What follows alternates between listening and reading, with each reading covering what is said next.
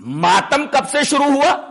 मैदान करबला में हजरत हुसैन के शहीद हो जाने के 291 साल बाद मुइज़्ज़ुद्दौला दैलमी ने 352 हिजरी के अंदर मातम हुसैन को ईजाद किया कि हुसैन के नाम पे मातम किया जाए, और इस मातम का दिन उसने मुहर्रम की 10वीं तारीख मुतय्यन की।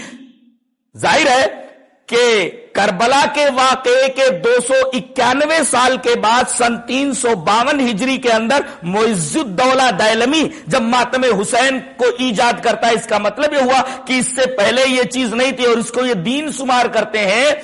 जाहिर है कि यह बिदअत हुई और इस हदीस के बिल्कुल खिलाफ हजरत आयशा रजी अल्लाह तआला अन्हा फरमाती है कि रसूलुल्लाह सल्लल्लाहु अलैहि वसल्लम ने इरशाद फरमाया कि जो शख्स हमारे इस मामले में यानी दीन के मामले में कोई नई चीज ईजाद करे तो वो चीज मरदूद है और ऐसा आदमी भी मरदूद है।